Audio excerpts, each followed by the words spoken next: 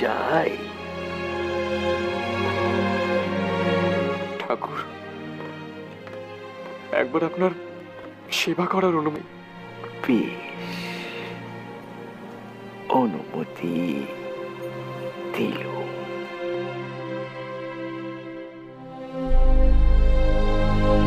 যা শুনলাম তাতে সেবা করা ছাড়া আর কিছু করার নেই নরেন।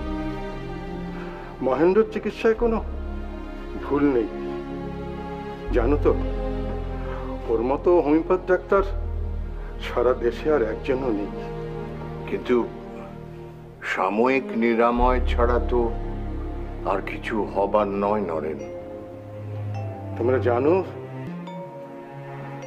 ওই একটু সাময়িক আরামের জন্য তুমিই ওষুধ দেবে।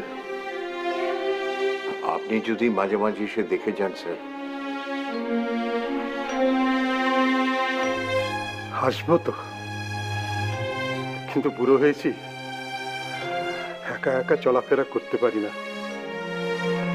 যদি কেউ যায় তবে তার সঙ্গে আমি আসতে পারি। আমি যাব, আমি নিজে গিয়ে আপনাকে নিয়ে আসব।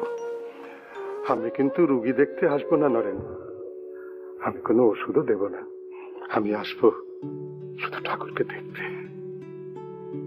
ঠাকুরের চিকিৎসার সমস্ত ভার মায়ের হাতে। চলো।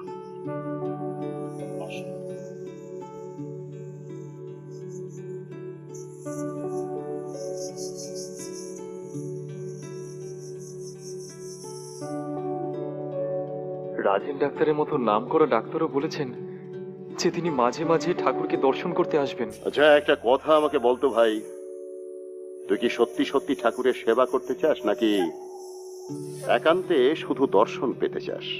আমি সত্যিই ঠাকুরের সেবা করতে চাই দাদা। ঠাকুর আমাকে মত দিয়েছেন, তবে তোমার কথাটাও আংশিকভাবে ঠিক। মানে? অত ভক্ত সমাগমের মাঝে সত্যি ঠাকুরকে ঠিকমতো দর্শন করা যায় না। এবারে সারা রাত ওনার কাছে থেকে আমি ওনাকে ঠিকমতো দর্শনও করতে পারবো।